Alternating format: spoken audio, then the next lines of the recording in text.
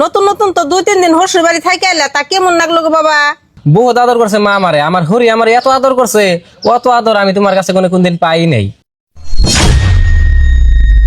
আঙ্গ বাইতে যত বড় মুরগি আনি তুমি তো আমার 2 টুকরার বেশি খাবার দাও না, আর আমার হরি আমারে খাবার দেয় আস্ত একটা রান, আবার খাবার দিয়ে বাতাসও পারে।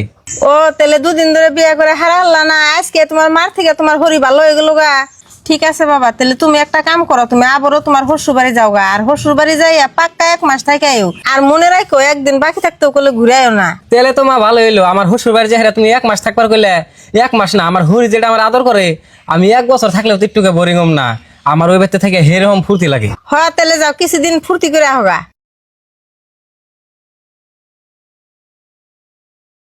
মা মা কি কর গেদি? আর গেদি তোরা না সকালে গেলি ওখানে আবার ঘুরে আইছিস কে? ওই তো মা তোমার জামার বলে বাইতে যায় ভাল লাগে না, সেই জন্য আবার ঘুরে আইলাম। আম্মা এই রোদের মধ্যে এত রাস্তা কষ্ট করে আইলে মাঙ্গো কি ঘরে যাবার কবেন না? হ বাজার যাও যাও, ওই ঘর ফ্যানের তলে যাবো, হগা যে যাও। ন তাহলে আমরা ফেনার তলে যাবো হিগে। 3 দিন ধরে জামাই রাত বেড়ে খাওয়াইলাম, তাও জামাই ঘুরে আইছি। কেমন ব্যাখ্যা জামাই, সকাল আগে সে ওখানে আবার ঘুরে আছে, এত খরচ তো আমি করা হাম না। তুমি সব থাকো বাইতে, যদি ভালো মন্দ না ন তাই একলাই যাইবো গা। ও তুমি ঠিকই কইছো, জামাই জুরা কবি সে আদর করলে বাড়ি ছাড়বো না, এবার একটু জাতি করে দেই।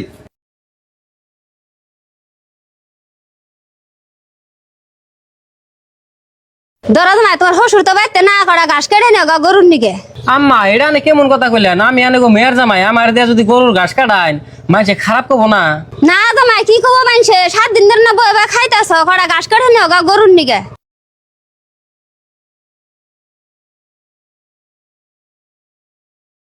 ভাই এনে আনছে কি কোন ভাবি?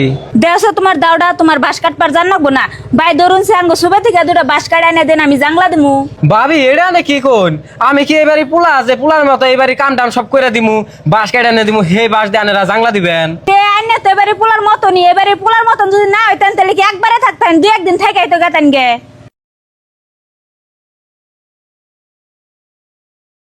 মা মা কি কর গেদা, আর তুই 1 সপ্তাহ না হইতা এ বছর তোর না আমি 1 মাস থাকবার কইছি। মা তুমি আমারে মাফ করে দিও, আমি আজকে বুঝলাম যে পৃথিবীতে মায়ের থেকে আপন কেউ হয় না। আমি তো 2 দিন শ্বশুর বাড়ি থাইকে আমার হরির ভালোবাসা পাইয়া আমি এটাই ভাবছিলাম যে এটাই বোন আমার আপন মা, আমার আপন মায়ের থেকে এত বেশি আদর করতেছে, কিন্তু হেসুমকে তো আমি এটা ভাবি নাই যে শ্বশুর বাড়ির আদর সারা জীবন কার নিকে না 2 দিন কার নিকে। মা গো তোমার সেদিনকে আমি কত কিছু কয়ে গেলাম না বুঝা, সেখানে কিছু মনে রাখো না, আমারে মাফ করে দিও। হে পাগল পোলা, মায়ে কোনোদিন পোলাহানের কোনো কথা মনে রাখে? দেহ হরিতে যেমনি 2 দিন মুরগির রান খাওয়া বাদ দিয়ে দিছে, মা ওই রকম হয় না, মায়ে 1 টুকরাই খাওয়াকো হে সারা জীবন খাওয়াবো। আর মায়েরা এরকম হয় খাইবার বয়ে বাইসা বাইসা মাংস টুকরা পোলাহান দিয়ে ছাকনির দিয়ে ঝুল দিয়ে মায়ে ভাত খায়। আর আরেকটা কথা শুনে রাখ, দুনিয়ার সবাই তোরে ভালোবাসবো পকেটের টেহা দেখে আর যোগ্যতা দেখে, কিন্তু দুনিয়ায় মাই একজন মানুষ যে পোলাহান পাগল থাকে আর অযোগ্য থাকে নিঃস্বার্থ ভাবে ভালোবাসে। মা এটাই তো আমি আগে বুঝি নাই। আমার প্রিয় ভাইয়েরা, কয়েকদিনের অতিথি পাইয়া নিজের মায়েরে ভুলে যায় না।